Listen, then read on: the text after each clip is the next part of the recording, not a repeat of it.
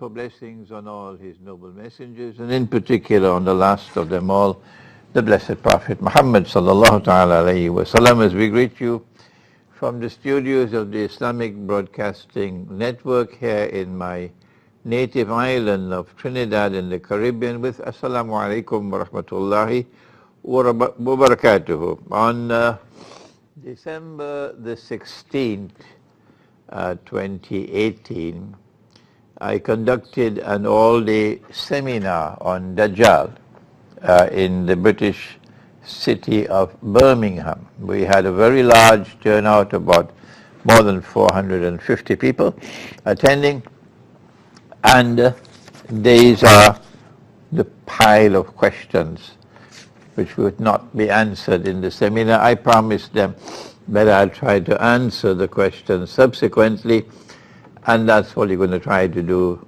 today, and then again next week in two parts. In 2 hours, I don't think we'll be able to complete all of these questions, but we'll try. Let me first of all share with you what was the subject matter of our seminar. We're going to repeat this seminar, inshallah, in Trinidad in December of this year. And you have a whole year to prepare yourself to come and attend the seminar. The seminar was organized in four sessions. In each session I spoke for 1 hour, and then we had a half an hour question and answer session. In session 1 we took the subject from Jesus, the true Messiah, to Dajjal, the false Messiah, which is the subject of a book which I'm still writing now. Why did Allah Most High promise to the Israelite people that He would send them a prophet who will be known as the Messiah? Do you know the answer to that question? Who is the Messiah? Why is He known as the Messiah?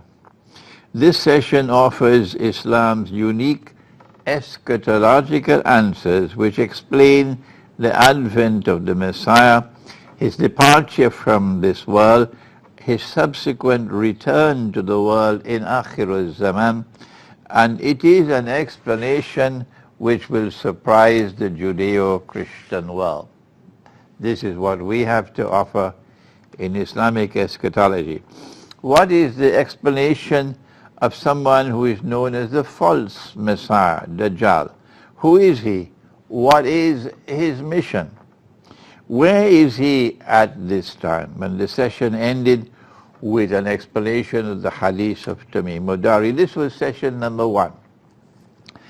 In session number 2, we asked, how will Dajjal seek to achieve his mission of impersonating the true Messiah? Number 1 is epistemological attack. You know, he has one eye.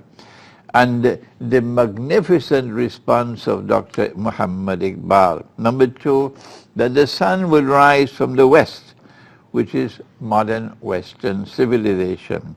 And it gives us Dajjal's 3 stages of his mission, which is Pax Britannica, Pax Americana, and Pax Judaica. And then what is Dajjal's feminist attack and the subsequent sexual revolution. This was session number 2.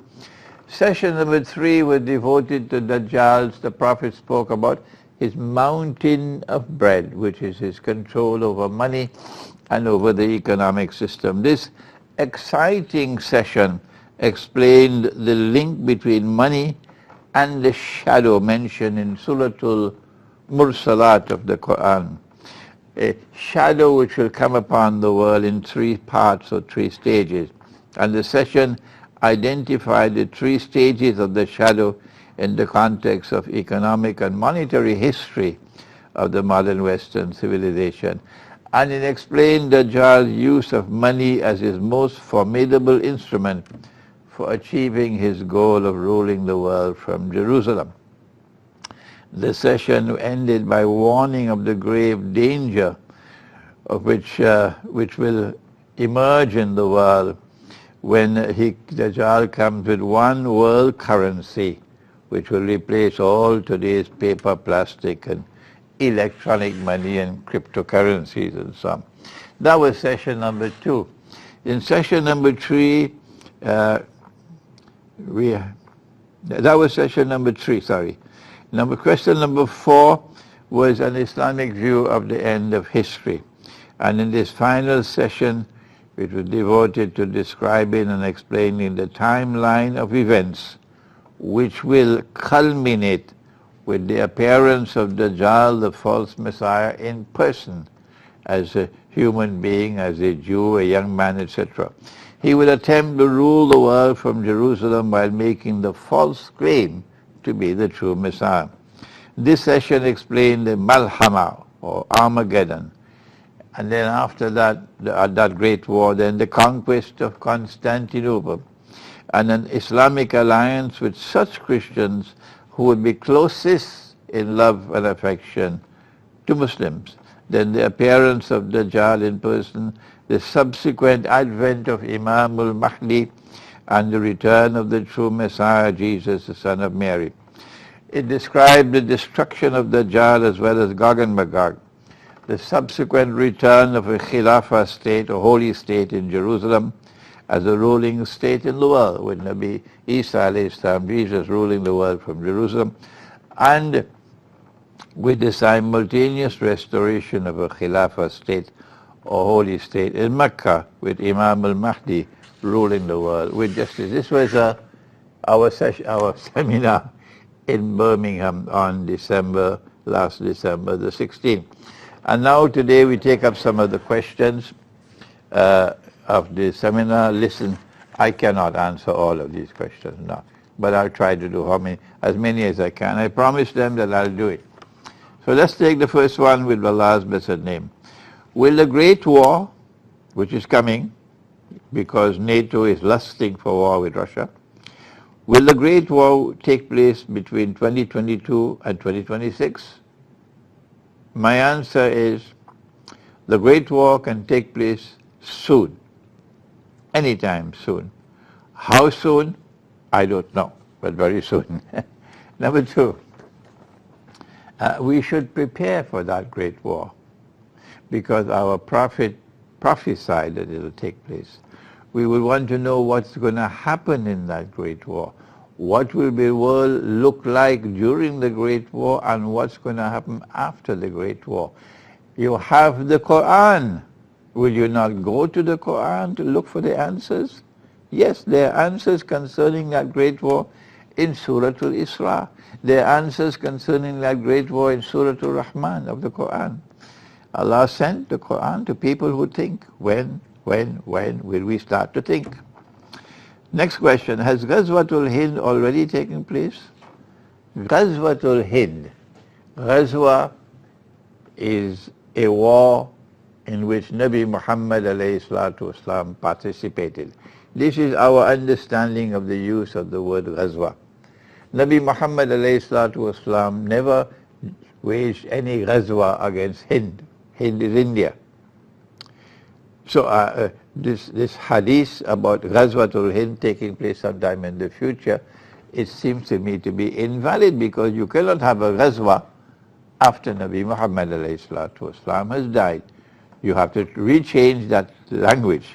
The language is invalid.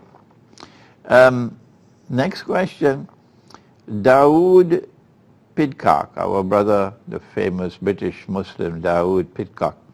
He founded the Islamic Party of Britain in 1990. It's now dissolved.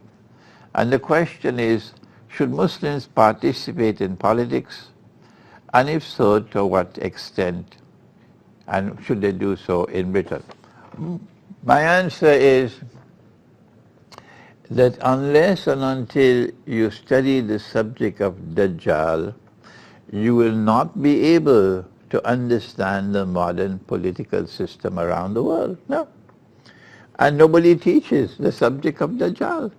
Apart from my learned brother, Sheikh Hamza Yusuf in the United States, I'm the only other person who is lecturing on Dajjal. And yet there are some of those out there. There are people out there who are asking, why are you teaching Dajjal? Why are you teaching Dajjal? I don't know where they came from.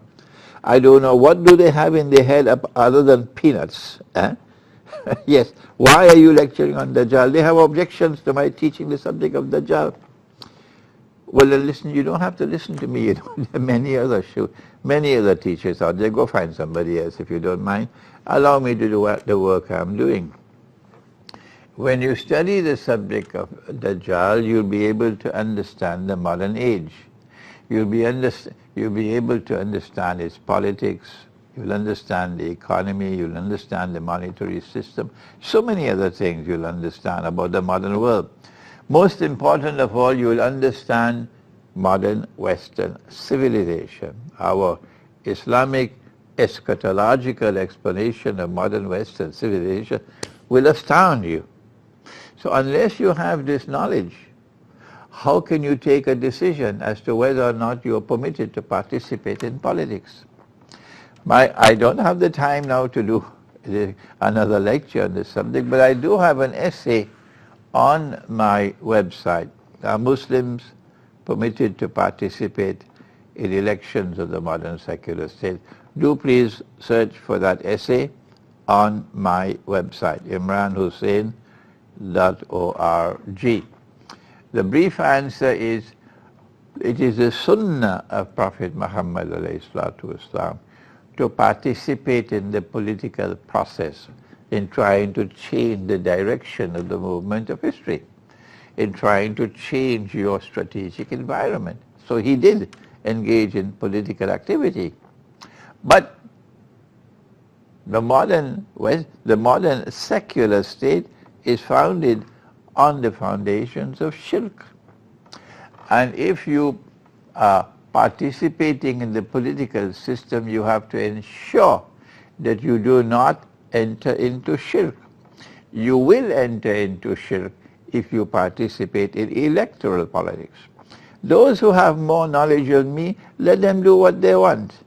But if you have respect for my knowledge on the subject, then I say to you, no, I do not participate in electoral politics, and those who look to me as a teacher will refrain from participation in electoral politics of the modern secular state. And all around the world today, that's the kind of state you have.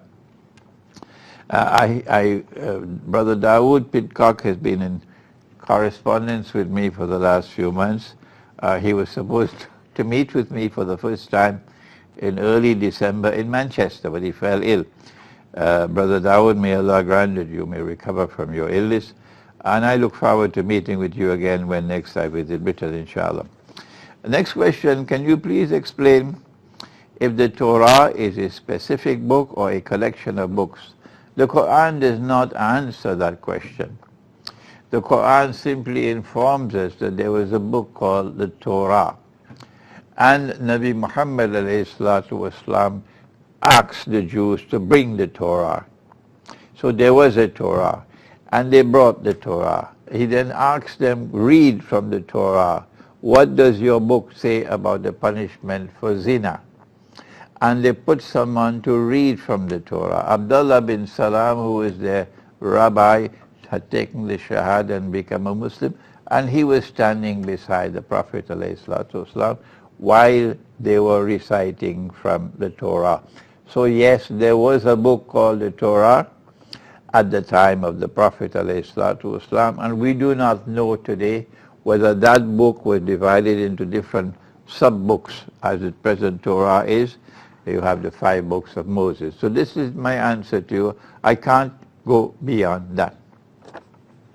Many critics argue that the methodology of going to the Quran first and then to the Hadith would lead to the development of new fiqh and ijtihad, which will go against the 4 schools of thought which are established. What will be the response to this? Number 1, correct methodology is to always go to the Quran first, regardless of what would be the consequence. You cannot bother about consequences when you're doing something which is right. It is the proper methodology. If you do not go to the Quran first and study the Quran, then how would you know whether or not a hadith is fabricated? How would you know whether or not Nabi Muhammad ﷺ really married a child. Yes, that's what the hadith says. He married a child, 6 years of age. But the strange thing is, the mysterious thing is, that all those who defend that methodology and accept that hadith, that Nabi Muhammad ﷺ married a child who was 6 years of age, why do they not recognize that unless Allah subhanahu wa ta'ala said this is something specific to him and not to anybody else, then we have to accept that this is the sunnah. Yes. It is only Allah, not you, only He who says this is specific for the Prophet, nobody else. So Allah never said that about this so-called marriage at the age of 6. Yeah. So since Allah never said that, the hadith says he married a girl at the age of 6. That's what the hadith said. So then it becomes a sunnah. Tell me I'm wrong. It becomes a sunnah to marry a 6-year-old child. Tell me I'm wrong. Well then why don't you marry a 6-year-old?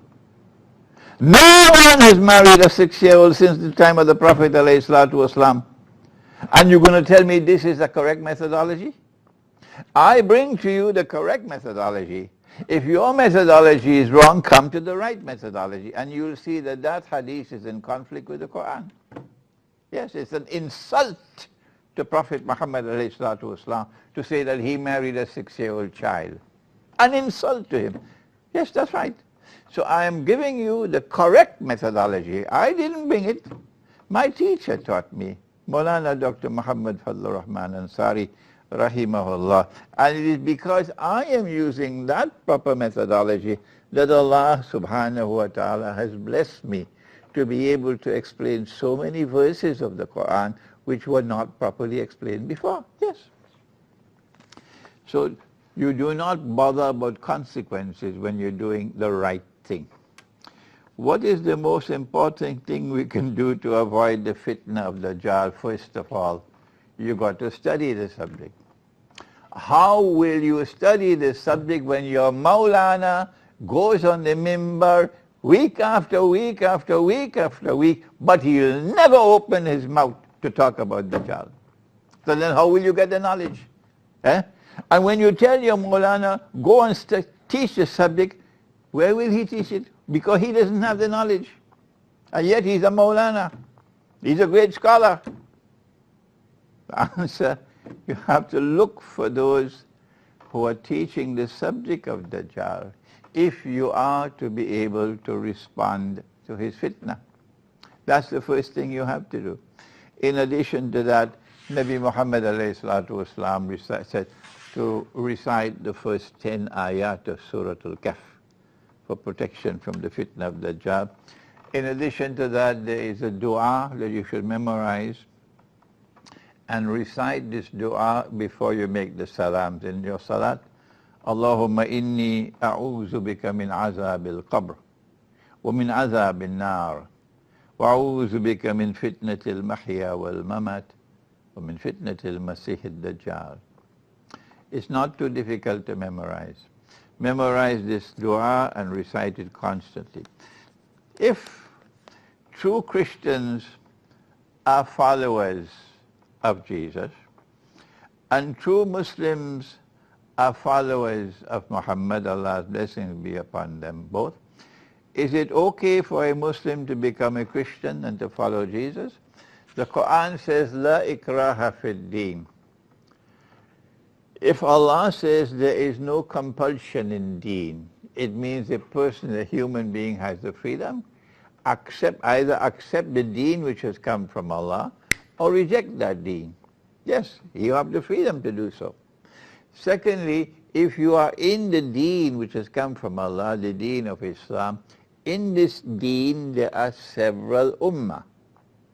There is the ummah of Muhammad ﷺ in the deen of Islam. There's the ummah of Nabi Isa alayhi salam in the deen of Islam. There's the ummah of Nabi Musa alayhi salam in the deen of Islam. Okay? Within the deen of Islam, if someone wants to choose to move from one ummah to another ummah to another ummah, that's his choice. It is when you do it in a manner which jeopardizes the security of the state, then that's an act of treason.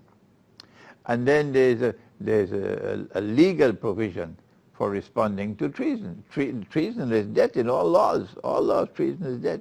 But I am not a scholar of law, and I prefer to let the scholars of law deal with the law of treason in Islam.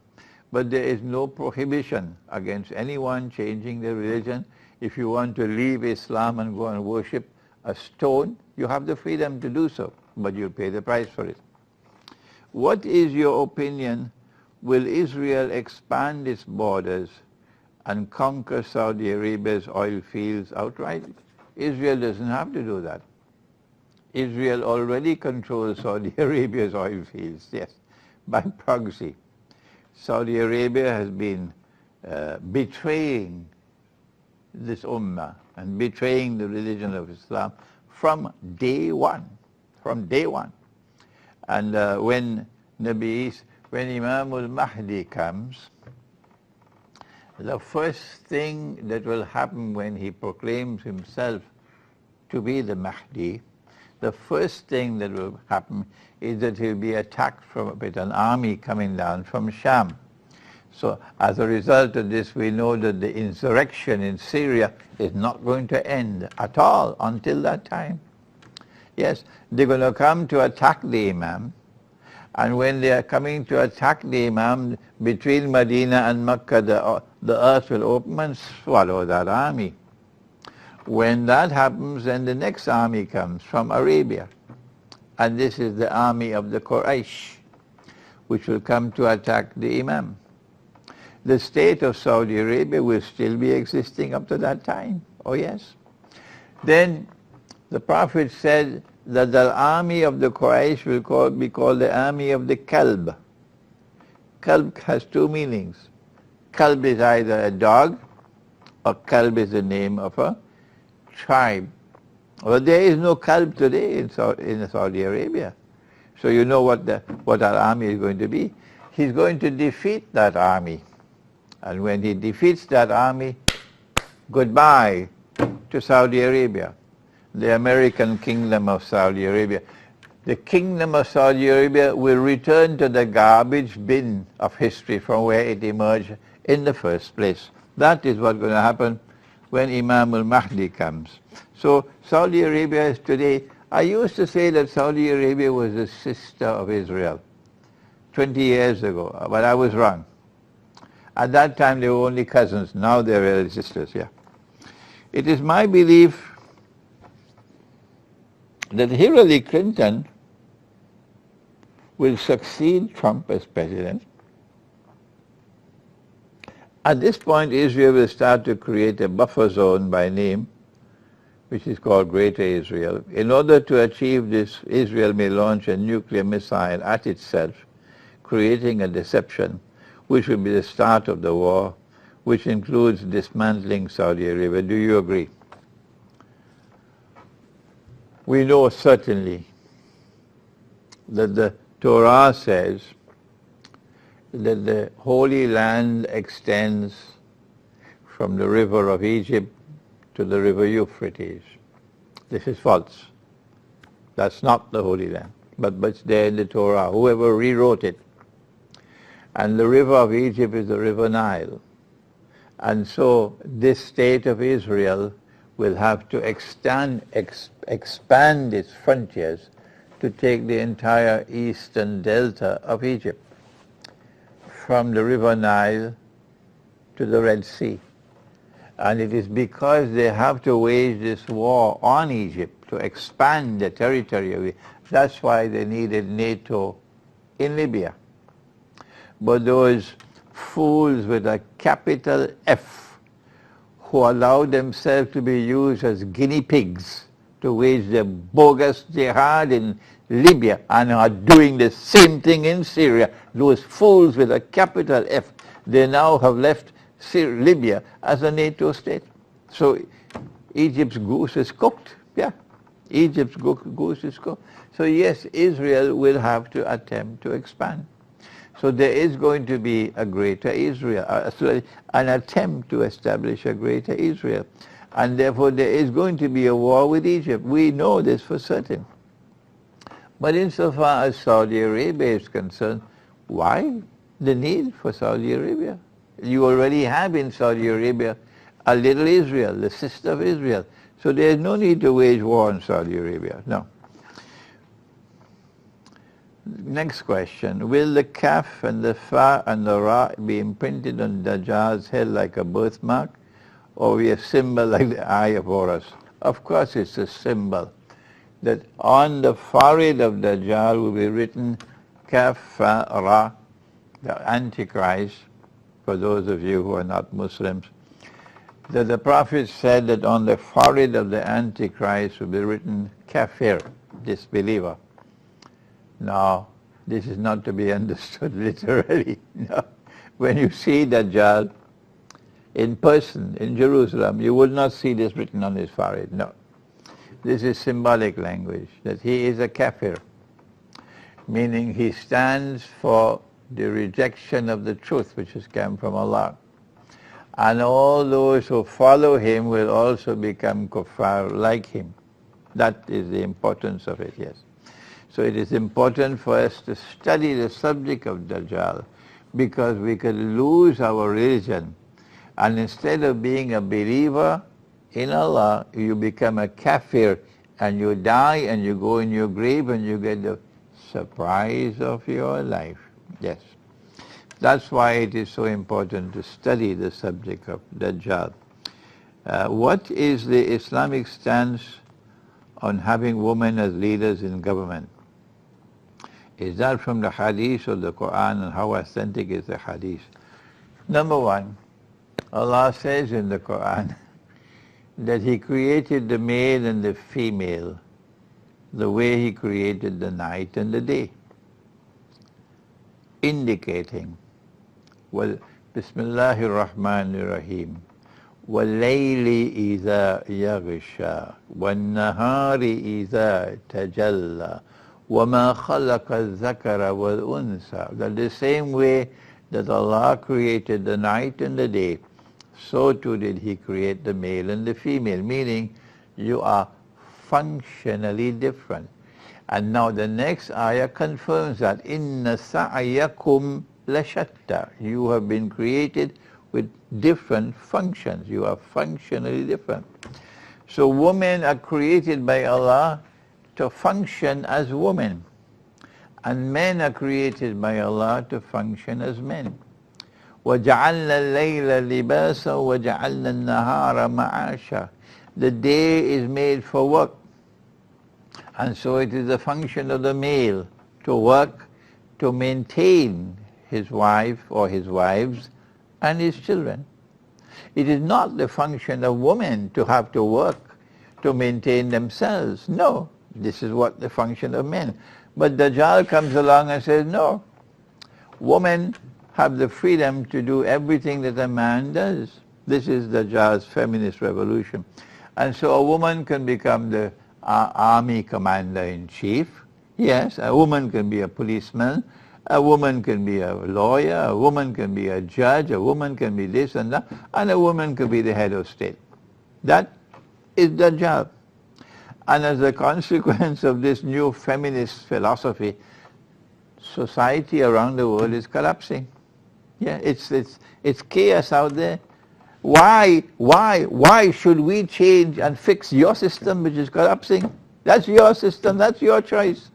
We prefer to have men who live as men and women who live as women. But you wouldn't allow us to do that. No, you want all of us to become part of your godless melting pot, and you oppress us.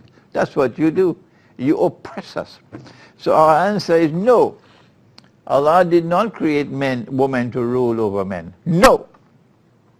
And if Benazir Bhutto has her different opinion about that, and Khalila Zia and the others in Bangladesh, if they have the other opinion, fine, that's their views. Our view comes from the Quran, that Allah has created men and women functionally different.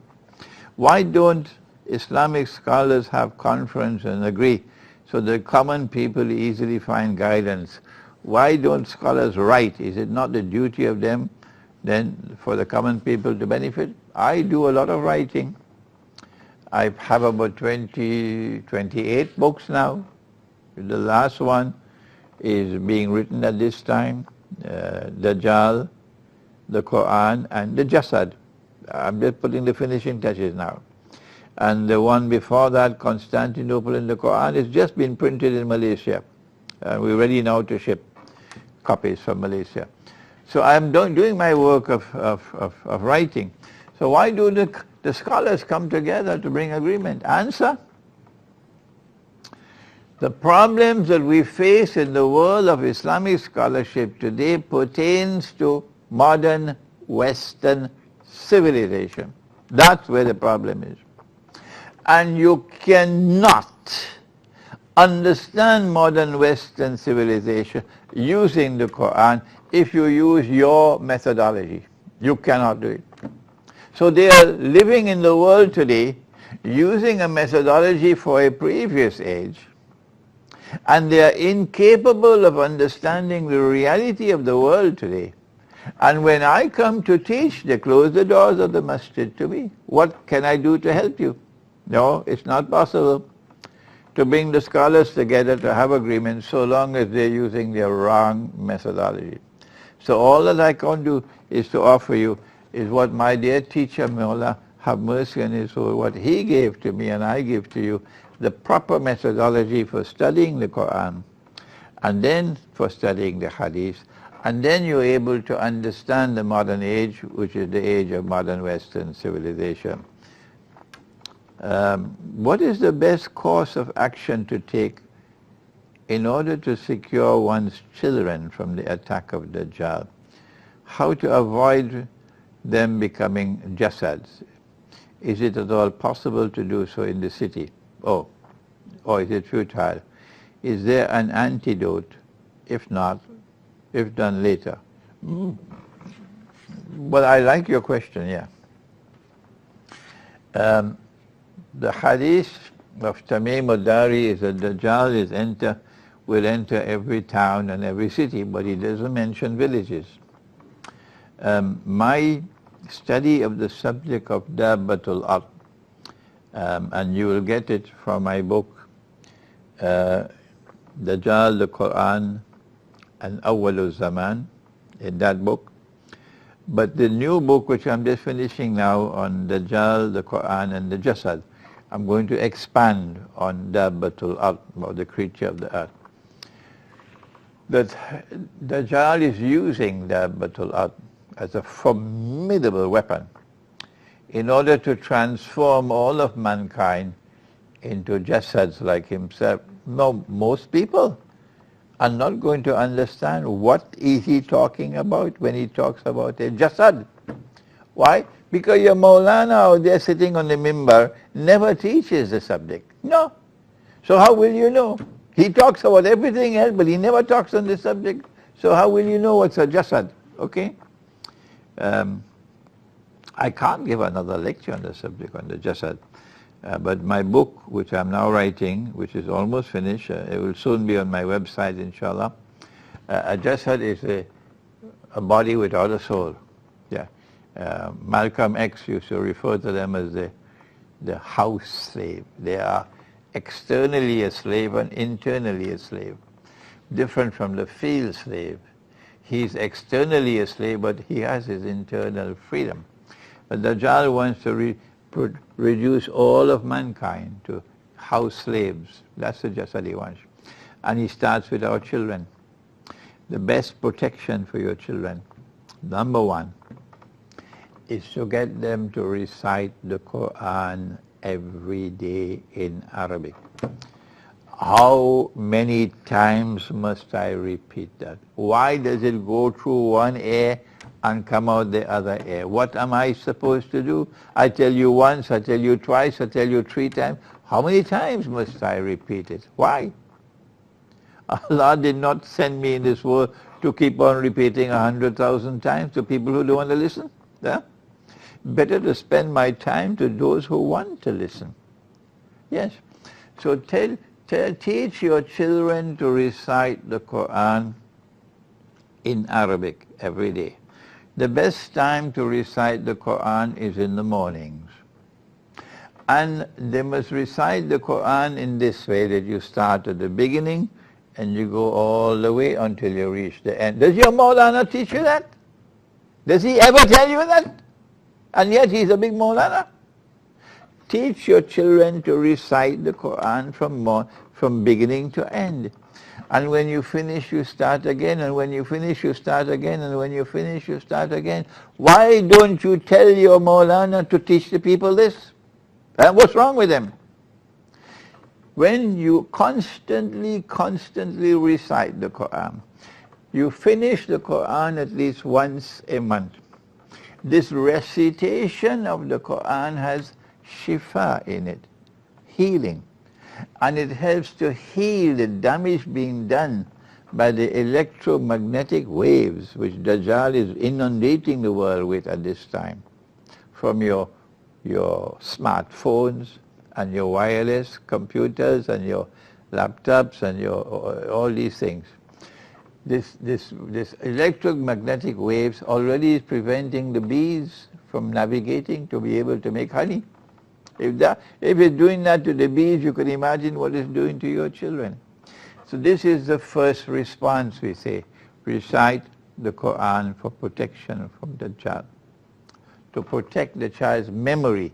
Because once you lose your memory, you cannot think anymore. That's what Dajjal wants to do, reduce you to a jasad. Yesterday, I met with a 9-year-old child. She was 9 years of age.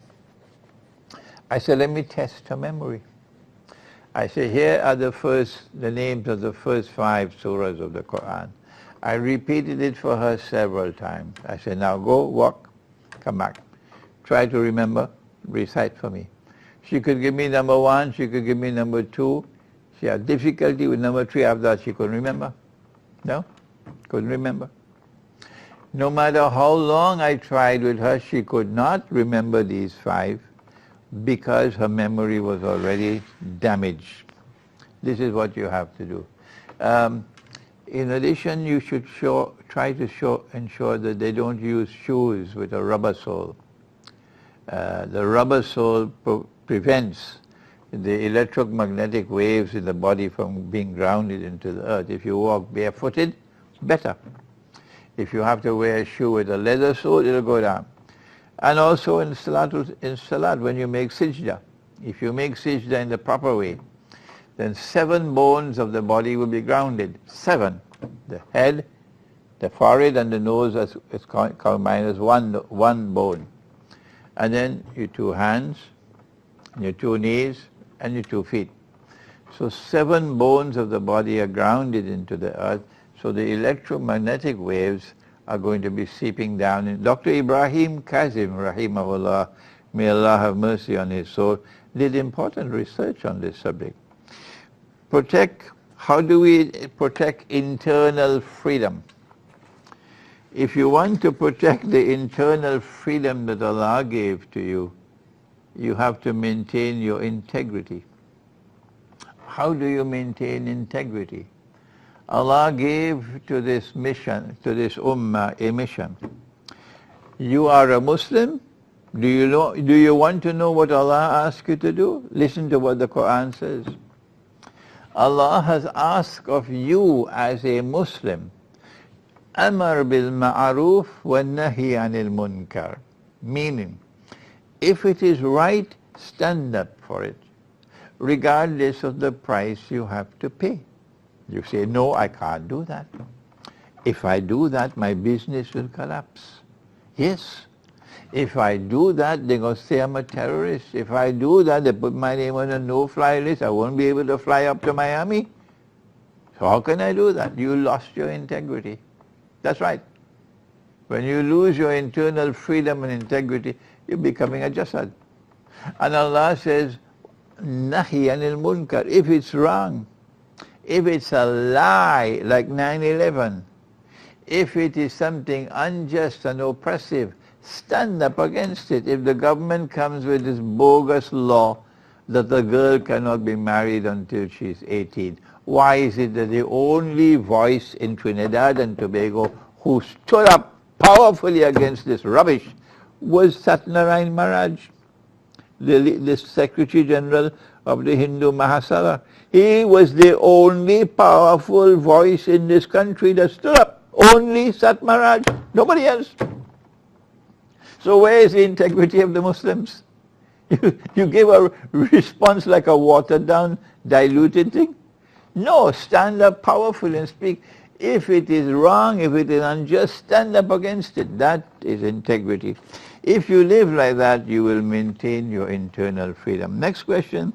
Since Jesus is the Messiah, and he was sent only to the Israelites, and Dajjal's mission is to impersonate the true Messiah, is Dajjal a trial only for the Jews?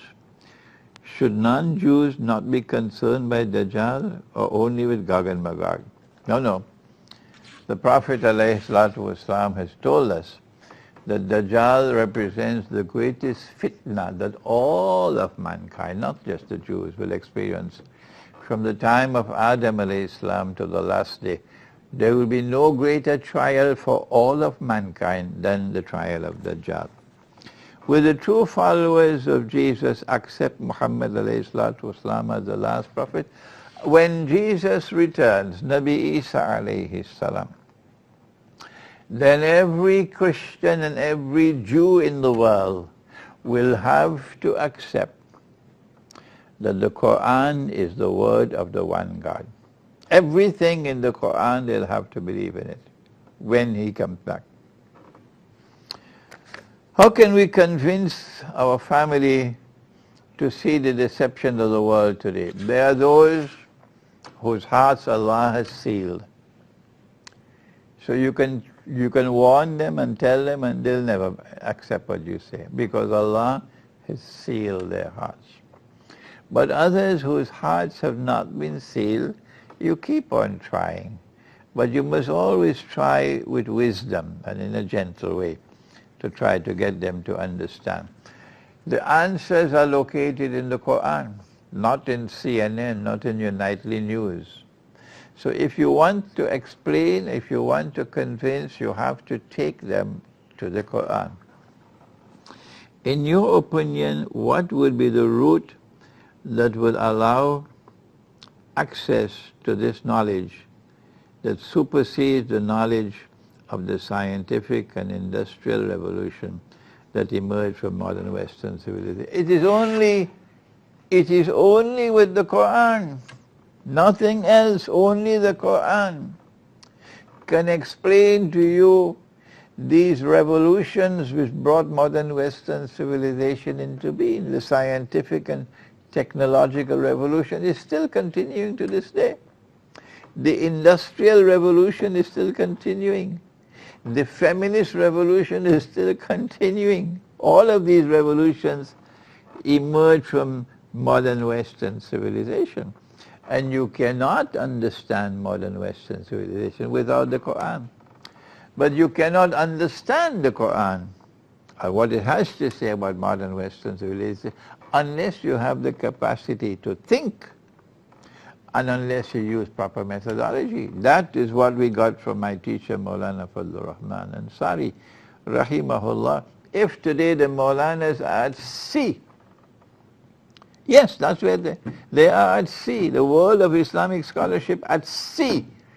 The reason for this is because they're not studying the Quran properly. That's why. They do not have the proper methodology for studying the Quran, and they're afraid to think. That's what they're doing. May Allah grant that they may wake up.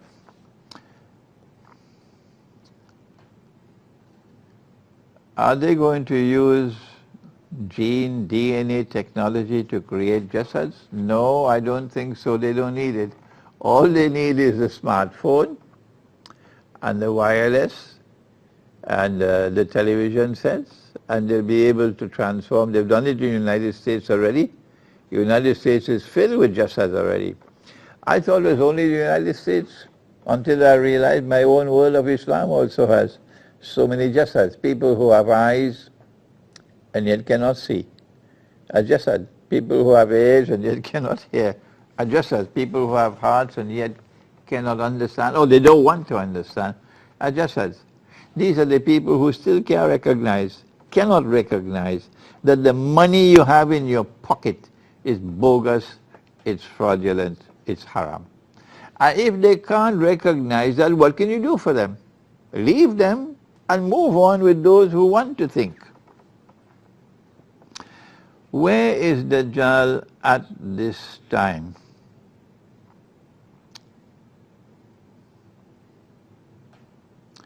He was chained in a monastery in Britain.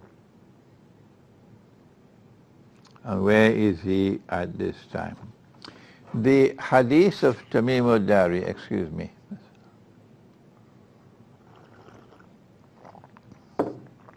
The hadith of dari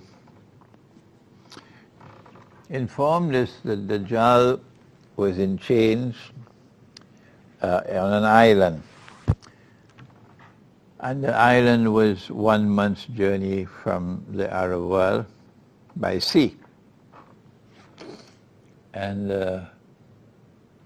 in this island there is a jasasa, which is a spy, so an island with expertise in spying, espionage. And that in this island the monastery was lying in ruins, meaning that the religious way of life, the Christian way of life, is going to collapse. It's going to be an island of atheists, etc. And when he is released, it is from this island that he will launch his mission to eventually rule the world from Jerusalem.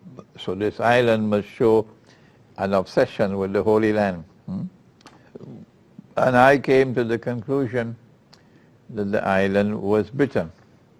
I did so in my book, Jerusalem in the Quran, which was written in 2001. Since I wrote that book, the only objections have been from those who say, but the Prophet said that Dajjal will come from the east and Britain is in the west, so therefore you're wrong. Well, tell them, go back and do your homework. I don't need to spend every time explaining this subject. Go back and do your homework. Well, the Quran tells us about, in Surah Al-Mursalat, a shadow which will come upon the world. And the Quran speaks of the shadow having 3 parts. And we say, this is my interpretation of the Quran. And of course, whenever anyone interprets the Quran or the Hadith, only Allah can confirm that it is correct. So we must say Allah knows best, and that's what I do. That in the first part of the shadow, we had Pax Britannica, where Britain ruled the world. But in the second part, we had Pax Americana, so Dajjal has moved his headquarters from Britain to the United States. He's no longer headquarters in Britain. And then in the third part of the shadow, Pax Americana will also disappear and be replaced. And we say that we consider the third to be Pax Judaica, that Israel will now try to become the ruling state in the world. So this is where we are at this time. We are in the process now of transition from second stage to third stage. The Pax Americana is in the decline, and we are on our way to Pax Judaica, which is the next question. Have we already passed from Pax Americana to Pax Judaica? No, we are in the process. I come to this conclusion because in order for the transition from Pax Britannica to Pax Americana to take place, you had to have 2 world wars, the First World War and the Second World War, where 20 million people were killed, in order for the transition to take place. Therefore, I say, for the transition from Pax Americana to Pax Judaica to take place, their plan is for the Great War, which is the Great Nuclear War. And when this Great Nuclear War takes place, they expect that modern Western civilization will be destroyed. That's what they want, because they consider modern Western civilization to already fulfill its function supporting Israel. They don't need it anymore. It's more of a liability now than an asset. If you look at what the Gilets jaunes in France are doing. Gilets jaunes, the yellow vests, they are rocking the state, rocking the state. So modern Western civilization is showing signs that people can emerge who can challenge the elite, and they don't want that. So the implication is that they want the Great War so that they can get rid of modern Western civilization, so it would not stand in the way of Israel. They're also hoping that the Great War would destroy Russia and China, but that's not going to happen. Does France, terrorism, and Muslim attacks have any meaning with Dajjal's plan? The plan of Dajjal is to wage war, number one, on Muslims, and wage war, number two, on the Orthodox Christians. So they make Muslims look bad, make Islam look bad, and make Russia look bad. That's what they're doing. Because these are the two most powerful obstacles standing in the way of Israel. Last question before we stop today's session, and we'll continue next week. The legal person is a form of an idol which has been created by the modern system of governance. Would you say that this is the type of entity that you speak? Sorry, I can't answer this question. What will be the state of Mecca and Medina and of its people during the post-Malhama period? And is it a good place for Hijrah? Mecca and Medina, our Prophet has said that Dajjal will not be able to enter, so you have safety in Mecca and Medina. And Dajjal and plague, epidemics cannot enter Mecca and Medina. But the important thing to note is that so long as the state of Saudi Arabia exists, you do not have freedom. You do not have freedom. Even in Mecca and Medina, you do not have freedom. The most important thing for a Muslim is to maintain his freedom, to stand up for what is right and stand up against what is wrong. And if you cannot do that in Saudi Arabia, then get out of Saudi Arabia. If you can't do that in the United States, get out of the United States. Go wherever on Allah's earth is. You have the freedom to stand up for what is right and stand up against what is wrong. That is where a Muslim should live. All right, this is enough for today's session. Remember what we're doing. We've been answering. Look at the amount left. We've been answering questions which were posed in the seminar in Birmingham. Before we end, somebody sent me the card in Birmingham, in the seminar, and a lovely, lovely message. Let me read it out. It makes me so happy to get this. From a sister, and she's in Luton, outside of London. A heartfelt salam alaikum to the best sheikh in the world. I pray that this message finds you well. I've been watching your lectures for the last few years now, alhamdulillah, and you truly are from one of his best. Allah has gifted you with immense knowledge and a voice that touches so many hearts. You have enlightened countless hearts, and you have made an incredible difference to so many people, subhanallah. No one ever has explained Dajjal and Akhir Zaman in such a clear and detailed way in which you have. You have truly made a significant difference in my life and my family's life. May Allah always bless you with His countless blessings and keep you in good health. Ameen. So that you may continue to spread the message of Islam in a way that no one else has ever done. Ameen. I pray that Allah accepts your lifelong dedication and continued hard work for Islam, and may He make us and raise us from His righteous people. MashaAllah. I pray that you will continue to visit Britain, inshallah, and will be highly honored if you can visit my home. MashaAllah. MashaAllah. Well, these kind of messages makes it easy for me, alhamdulillah, to carry on my work. May Allah make it easy for me to continue. Next week, inshallah, we'll continue answering the questions. Wassalamu alaikum wa rahmatullahi wa barakatuh.